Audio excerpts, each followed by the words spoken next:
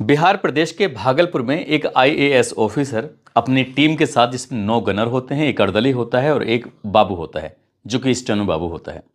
वो औचक निरीक्षण में थे और इसी बीच में एक एसडीएम भी अचानक से आ जाता है। और जैसे ही एसडीएम आता है, एसडीएम ने देखा और देखकर बातचीत करना शुरू कर दिया। कहा कि साहब, आपको पहले कभी देखा नहीं है, मैं इसी इलाके का एसडीएम हूँ, क्या बात है, आप यहाँ क्या कर रहे हैं।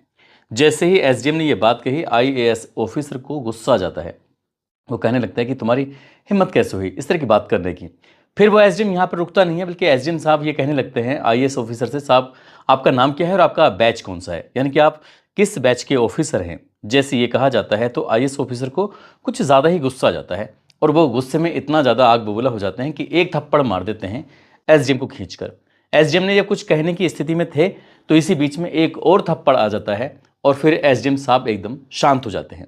ये आईएएस ऑफिसर जो होता है अपनी टीम से कहता है कि चलो यहाँ से, यहाँ इन लोगों ने हमारी काफ़ी बेइज्जती कर दी है, ठीक है हम इन्हें देख लेंगे, यानी कि अब मामला है उच्च अधिकारियों से बात करके फिर इनका मैं कुछ कराता हूँ। इतना कहकर वो अधिकारी वहाँ से निकल जाता है। एसडीएम साहब 2 थप्पड़ खाने के बाद चुपचाप वहाँ बैठ जाते हैं। वो समझ नहीं पा रहे थे कि आखिरकार ये हुआ क्या है। अचानक से वो कौन था, कहाँ से आया, क्यों था 2 थप्पड़ मारे, और इस बात का वो किसी से किस कहना नहीं चाहते थे। वक्त कुछ आगे बढ़ जाता है और वक्त आगे बढ़ने के बाद पता चलता है वो असली आईएएस ऑफिसर नहीं था, बल्कि फर्जी था। और फर्जी के साथ साथ उसने लगभग 2 करोड़ रुपए की तो उसने ठगी कर ली थी, और साथ ही उसने शादीशुदा होने के बावजूद भी 4 गर्लफ्रेंड होती हैं। 4 में से वर्तमान में जब वो पकड़ा जाता है तब उसकी 3 गर्लफ्रेंड जो होती हैं वो प्रेग्नेंट हो जाती हैं। ये कहानी बहुत ही दिलचस्प है, जो कि बहुत ज़्यादा सोशल मीडिया पर चर्चाओं का विषय बनी हुई है। ये कैसे पकड़ा जाता है, आज की इस कहानी के माध्यम से यही समझते हैं।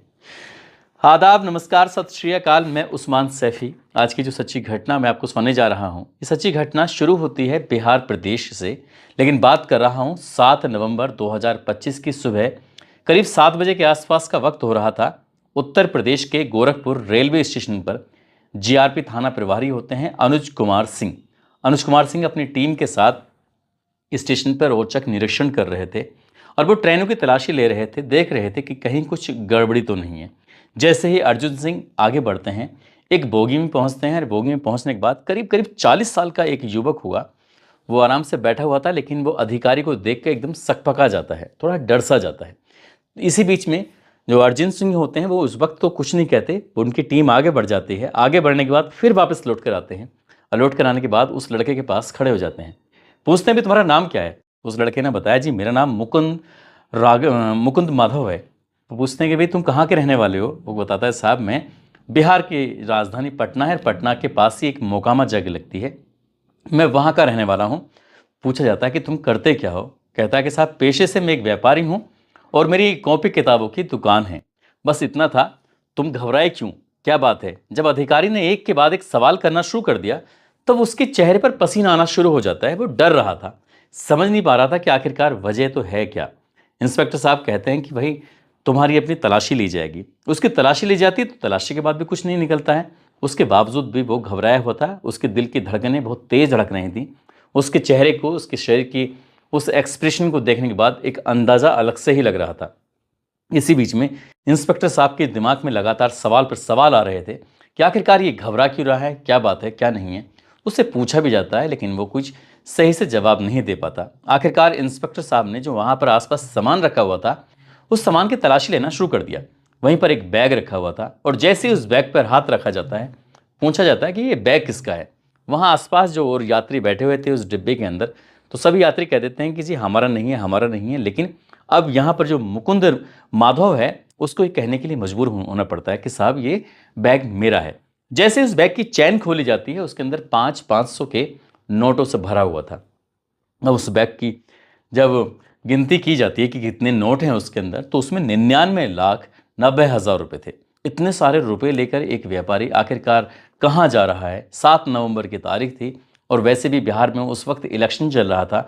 तब पुलिस ने तमाम तरह के कयास लगाने शुरू कर दिए। उस व्यापारी ने कहा कि साहब पैसे तो मेरे ही हैं, मेरे पैसे हैं, मैं किसी से लेके आ रहा हूँ। जब लेके आए हो तो उसके बारे में सबूत दीजिए। जब सबूत मांगा गया तो सबूत नहीं दे पा रहा था। शुरुआत में इधर उधर की बातें बताना शुरू कर दिया।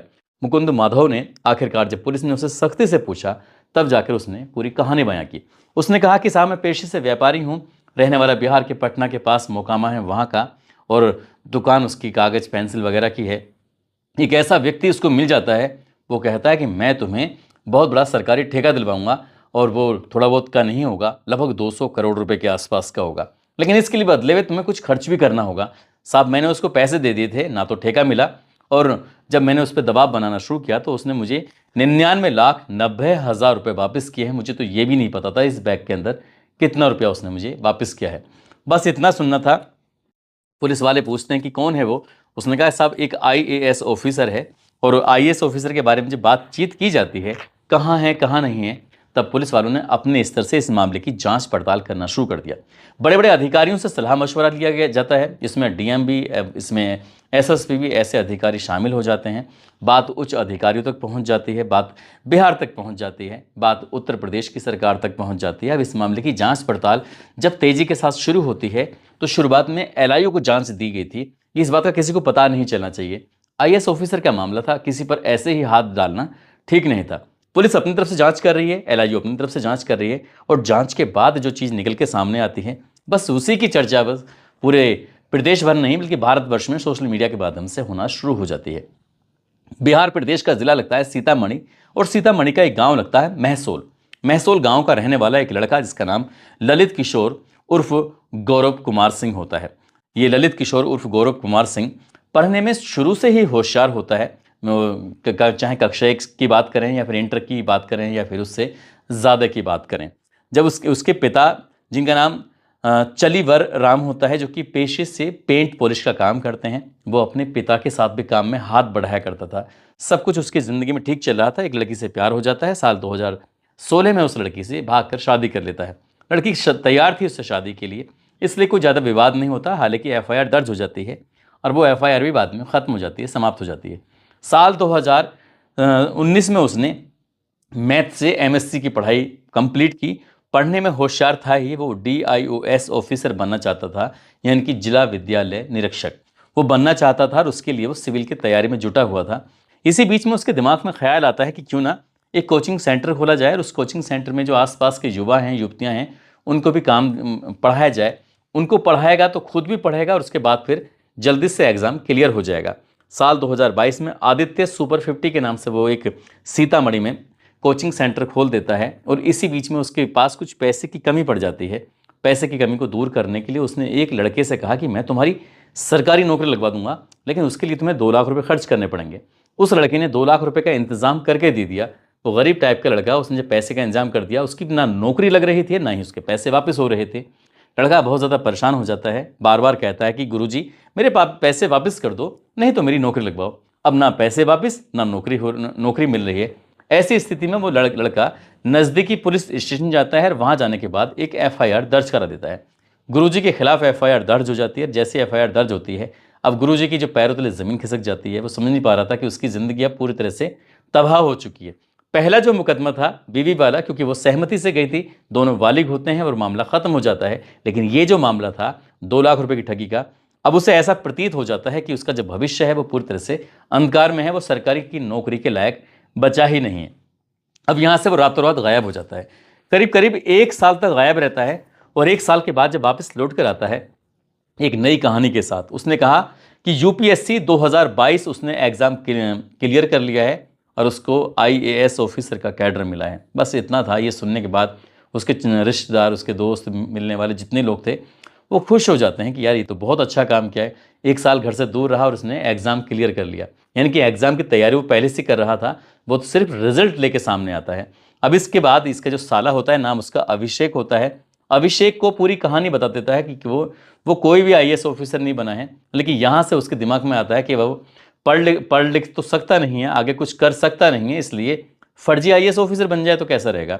अभिषेक ने साथ दिया। अभिषेक ने फर्जी आईडी बनाई, नेम प्लेट बनाई, और सब कुछ ये तैयारी करना शुरू कर दिया। कैसे कैसे अब जाल बिछाना है, कैसे कैसे लूटपाट करनी है, कैसे कैसे लोगों को ठगना है।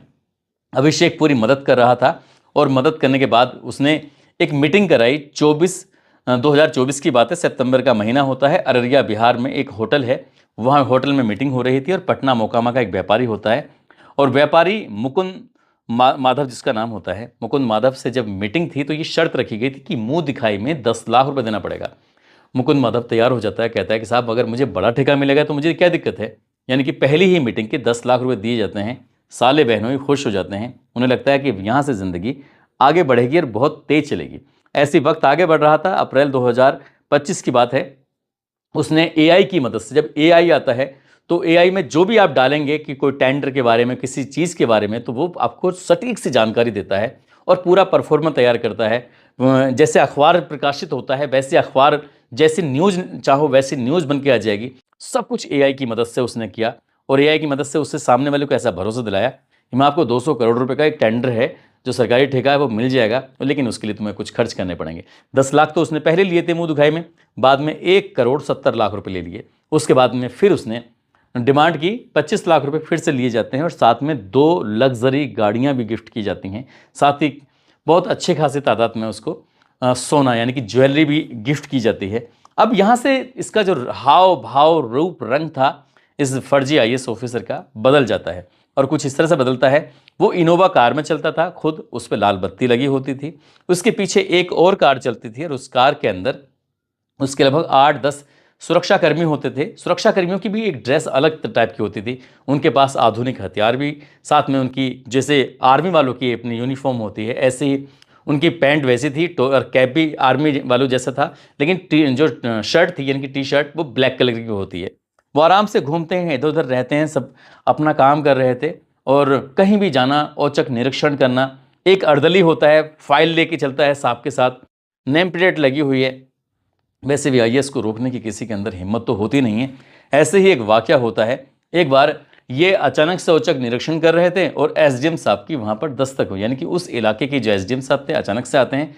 एसडीएम साहब ने पूछा कि भाई सर आप कौन है, आपका नाम क्या है, बस इतना पूछताछ करना था, बैच कौन से बैच के आईएएस ऑफिसर हैं। जब ये पूछा लगा कि मैं फंसने वाला हूँ, तो उस आईएएस उस एसडीएम को शांत करने के लिए पहले एक थप्पड़ मारा, इससे पहले कोई दूसरा सवाल पूछता फिर दूसरा थप्पड़ मारा, तो एसडीएम साहब बिल्कुल शांत हो जाते हैं। लेकिन इस मामले की एफआईआर कभी नहीं दर्ज नहीं होती, क्योंकि एसडीएम साहब को ऐसा लगता है कि जब एफआईआर कराएंगे तो जाहिर सी बात है अखबारों में छपेगा, और अखबार में छपेगा तो फिर फोटो भी आएगा, एसडीएम साहब का नाम भी आ जाएगा और चेहरा भी आ जाएगा। पूरी ज़िंदगी वो थप्पड़ लोगों ने याद दिलाते रहेंगे कि देखो एक फर्जी आईएएस ऑफिसर से पिट गए। तो ये बात कभी अखबारों में नहीं आती है। ऐसे ही उत्तर प्रदेश के गोरखपुर में एक गुलरिहा थाना लगता है, उसके अंदर एक भटहर एक जगह लगती है, वहाँ पर एक सरकारी विद्यालय होता है। सरकारी विद्यालय में ये पूरे लाव लश्कर के साथ पहुँच जाते हैं चेकिंग करने के लिए। वहाँ वैसे भी प्राइमरी के टीचर थे, एकदम डरे सहमे घबराए हुए थे। गाँव के लोगों के तक बात पहुँच जाती है, बड़ी संख्या में लोग इकट्ठे भी हो जाते हैं। लेकिन एक शिक्षक जो होता है वो घबराया हुआ नहीं था। शिक्षक ने पूछा जी सर मैं आपका नाम जानना चाहता हूँ, आप कहाँ से हो, क्या है, यहाँ क्या करने के लिए आए हो। तब उन्होंने कहा कि मैं 2022 का यूपीएससी मैंने क्लियर किया था, आईएएस ऑफिसर हूं और मुझे सेंट्रल गवर्नमेंट ने उत्तर प्रदेश के 18 जिलों के अलग अलग विभागों की जांच पड़ताल के लिए भेजा है। मैं आपके विद्यालय को चेकिंग करने के लिए आया हूं, लेकिन आपको घबराने की जरूरत नहीं है, परेशान होने की बिल्कुल भी जरूरत नहीं है। इस तरह की बात जब शिक्षक से कही जाती है, शिक्षक ने दरअसल जो देखा था, जो सुरक्षा थी, सिक्योरिटी थी, कभी तो लग रही है असली सी, कभी नकली लग रही थी। नकली इसलिए क्योंकि उनके कोई जैसे पुलिस का लोगो होता है ऐसा कुछ भी नहीं था, सादा वर्दी में दिखाई दे रहे थे, ऐसा लग रहा था। यहीं से उसको शक होता है और एक फौजी यानी कि एक उसके गार्ड के पास पहुंचते हैं और पहुंचने के बाद पूछते हैं कि भाई तुम कहाँ से हो, क्या हो। तो बताते हैं, कोई बताता कि मैं असम का रहने वाला हूँ, तो कोई दूसरी जगह का बताता है। उनकी बोल चाल भाषा भी बिल्कुल अलग होती है। इसी बीच में उस शिक्षक ने और कई जानकारी जुटाने की कोशिश की। उन्हें पूछा कि भाई तुम्हारी सैलरी कितनी है, कहाँ से मिलती है, कि सैलरी तो हमें साहब ही देते हैं। फिर ये पूछा जाता है कि सैलरी साहब देते हैं, और दूसरा जो जो इनका अर्दली है, स्टेनो बाबू है, इनकी सैलरी कहाँ से मिलती है, उनकी सैलरी भी ये साहब ही देते हैं, ये बड़ा ख्याल रखते हैं। इस तरह की बातें जब बताना शुरू किया, शिक्षक को शक हो जाता है। जब शक होता है तभी सवाल करते हैं, और उन सवालों का जवाब में जब फंसने की स्थिति आ जाती है तो आईएएस ऑफिसर जल्दी से जल्दी जाँच करके उस स्कूल से वहाँ से निकल जाते हैं। ऐसे ही करते करते इन्होंने, जब जाँच पड़ताल चल रही थी, एलआईयू की जाँच अलग थी, पुलिस की जांच अलग थी, तो पता चलता है कि लगभग 40 लोगों से ये ठगी कर चुके हैं। 40 लोगों को ठग चुके हैं, उनसे पैसे या फिर उनके साथ कुछ और। जैसे क्या, शादीशुदा होने के बावजूद भी जब ये इन्होंने सोशल मीडिया पर इनके अलग अलग प्लेटफॉर्म पर जब इनके आईडी बनी हुई थी, इनके साले साहब जिनका नाम अभिषेक होता है, बड़ी अट्रैक्टिव इन्होंने उनकी आईडी बनाई हुई थी। लड़कियों की बहुत ज़्यादा फ्रेंड रिक्वेस्ट भी आने लगती है। आसपास की 4 ऐसी लड़कियाँ थीं जो झमेले में फंस जाती हैं, और झमेले में फंसने के बाद उनसे बस प्यार मोहब्बत की बातें, शादी की बातें, कुल मिला के वो उनके साथ फिजिकल हो जाते हैं और 4 गर्लफ्रेंड में से 3 को वो प्रेग्नेंट कर देता है। जब पकड़ा जाता है तब ये बात लोग सामने आती है। यदि 7 नवंबर 2025 को 99,90,000 गोरखपुर की जो रेलवे स्टेशन होता है वहाँ के जीआरपी पुलिस नहीं पकड़ती, तो शायद ये आईएएस ऑफिसर जो फर्जी था वो एकदम से पकड़ा नहीं जाता। जैसे ही 7 नवंबर को ये मामला हुआ था, ठीक 11 नवंबर को एक लड़की थाने में पहुंच जाती है और कहती है कि साहब ये फर्जी आईएएस ऑफिसर है, क्योंकि उसने अखबार पढ़ा। अखबार पढ़ने के बाद वो थाने में जाती है और पूरी कहानी बयां करती है कि सोशल मीडिया के माध्यम से इससे मुलाकात हुई थी, 2 महीने से शारीरिक शोषण कर रहा था और ये शादी की बात भी कर रहा था। उसकी भी तहरीर पर एक एफआईआर दर्ज कर ली जाती है। 9 दिसंबर 2025 को इस फर्जी आईएएस ऑफिसर की, इसके साले की और साले का एक खास दोस्त होता है परमानंद गुप्ता की भी गिरफ्तारी हो जाती है, क्योंकि बहुत सारी मदद वो कर रहा था। ये भी रहने वाला होता है गोरखपुर का और इन्होंने सीतामढ़ी छोड़ दिया था। फिलहाल ये उत्तर प्रदेश के गोरखपुर में रह रहे थे। जब इन्हें पता चल गया था कि हाँ मैं फंसने वाला हूँ, तो फिर लखनऊ रहना शुरू कर दिया।